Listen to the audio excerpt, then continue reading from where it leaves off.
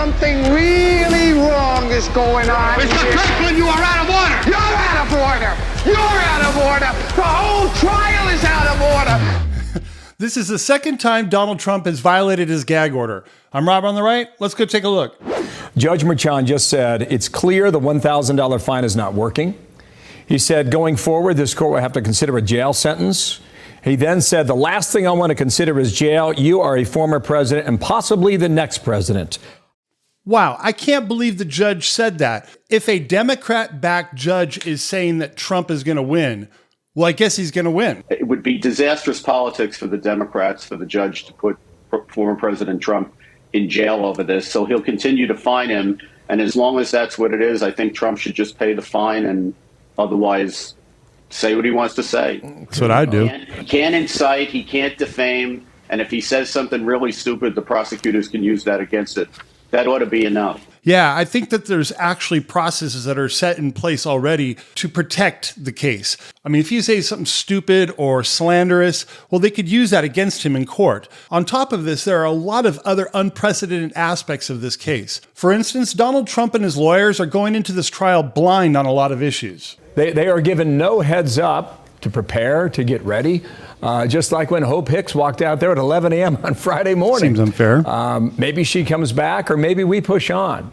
Do you know of a case where the witness list was kept from the defense attorneys? I've never heard of such a case, Bill. It's usually not in the prosecutor's interest because if it's going to be fair, the judge has to give the defense some time to get ready for cross, which means the jury sits around, which the prosecutor never wants. Yeah, who would want to sit around? But, you know, it's not any less unfair, if you think about it, Bill, than having an indictment that doesn't tell former President Trump what the crime is.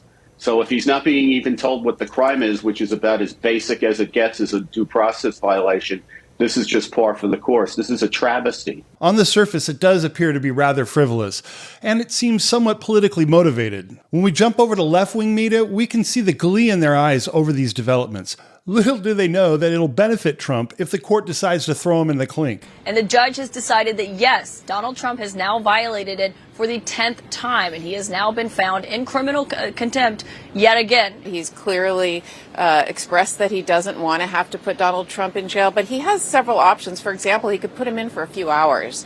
There is a holding cell behind the courtroom. The drunk tank? On the 15th floor of 100 Center Street. He could put him in for the day. He could put him in over lunch.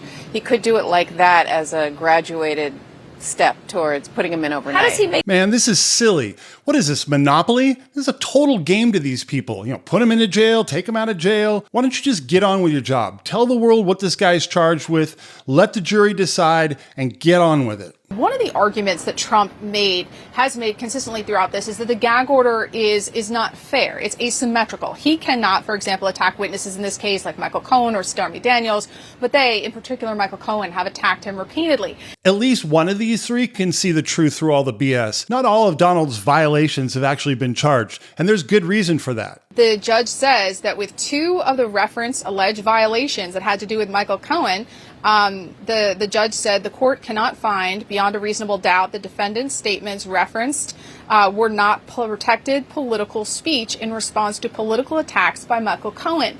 So here the judge is giving Trump somewhat of a win that two of these alleged violations, comments he made directed at Michael Cohen, were protected political speech. Well, I cannot believe it. For the second time in a week, I'm thanking CNN for being truthful and honest.